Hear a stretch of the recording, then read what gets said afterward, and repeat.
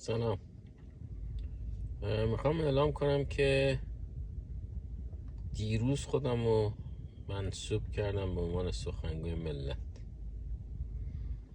گوش میکردم به حرفای سخنگوی دولت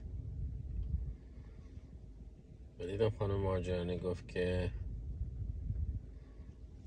احتیاج به لشکرکشی خیابونی نیست، دولت در حال پیگیری مطالبات مردمه.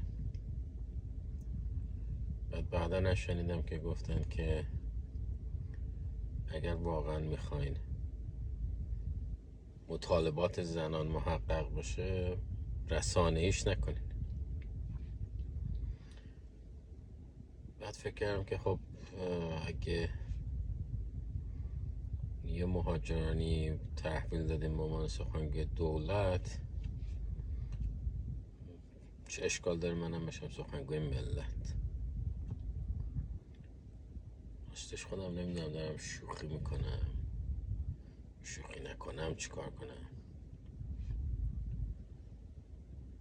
جالب این چیزه که میگن، یعنی مفهوم از دولت و ملت و پاسخگویی و قانون و دموکراسی و همه چیز چنان قاطی پاتی شده که بی ربط ترین حرفا میشه حرفای رسمی. من نمیتونم بفهمم که ملت چطور میتونن به خیابون اومدنشون رو بشنون که تعبیر شده به لشکرکشی. لشکرکشی مال جنگه، جنگ بین دوتا دشمنه. چی شده که ملت شدن دشمن دولت خودشون؟ چی شده که خیابون شده صحنه جنگ؟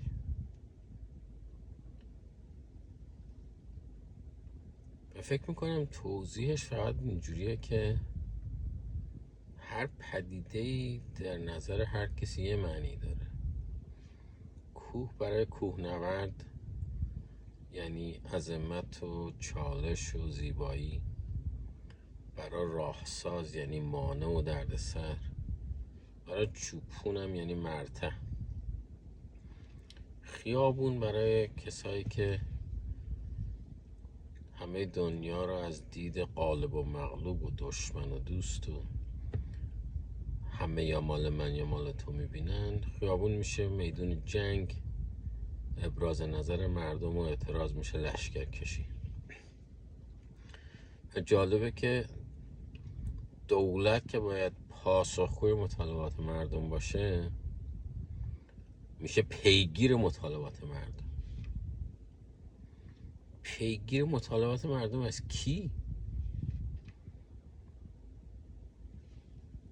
بعد میگن رسانه‌ای هم نکنید. بعد میگن ما اومدیم دموکراسی درست کنیم.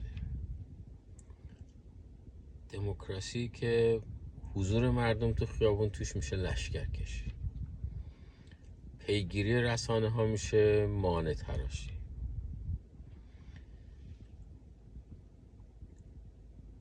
تکلیف مردم چیه با شما؟ حالا فکر کردم که شاید خانواده ما اگه یه سخنگوی دولت تحویل داده، ما یه دینی به مردم برای سخنگوی ملت هم داریم. در نتیجه من خودم سخنگوی ملت اعلام میکنم. همه رسانه ها میتونن هر سوالی دلشون بخواد بکنن.